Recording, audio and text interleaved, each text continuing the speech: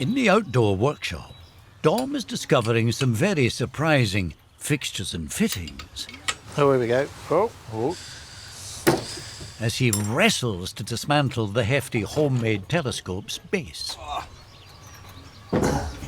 It's a real mash of parts. I don't know where some of these parts have come from, like maybe trucks or big water mains. Some of these nuts are absolutely massive.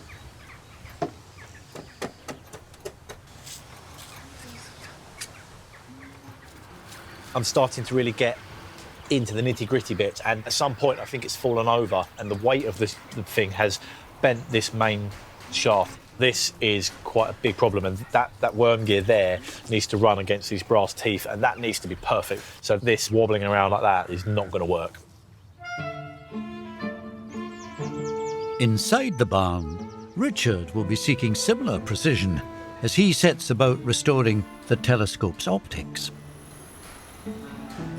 If you look at the muck on the prism there, golly, it's filthy. That's woodlice poo. Methylated spirits is getting all the grease and the dust off. Is coming up really quite well. I don't think I'm going to have to use anything more abrasive. So that slides back in. I don't know why that bolt is so long, but it doesn't really matter. It's so long because 3 of these screws are the adjustable ones, so I can get the actual angle of the prism correct to the angle of the main lens. If the angle's wrong, the light gets scattered away from the eyepiece. More and more impressed with his workmanship. Meanwhile, Dom's work on the bent and twisted turning mechanism continues. Unfortunately, it's bent right on the threaded part, so I'm going to try and heat up the area and try and bend it back into shape whilst that's hot.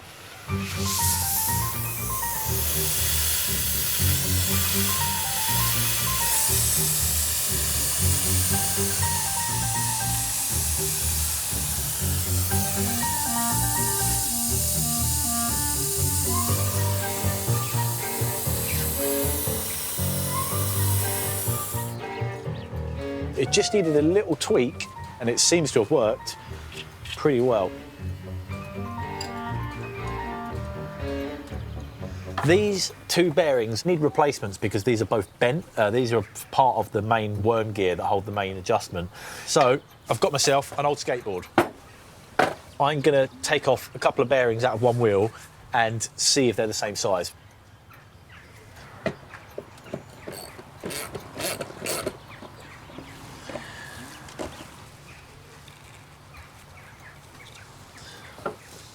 There we go, so that's one of the bearings out. And you know what? It does look close. So that hopefully now should slot it up. Fantastic. That's exactly right. I'm going to be able to use the bearings from this skateboard to repair Grandad Ted's old telescope, which is quite magic really to be able to follow in his footsteps.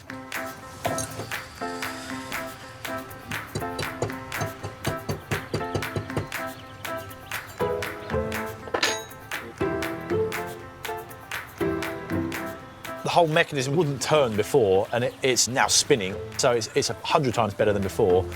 So it's going to function as it should. The mirror and the prism have to be in the same optical path, or you don't get a very good image. I can actually use these to adjust the position of the mirror relative to the prism. And this goes back on here.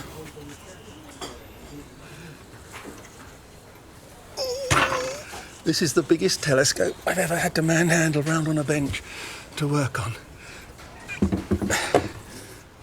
Now going to fit the prism. That's ready to go in, down, gently.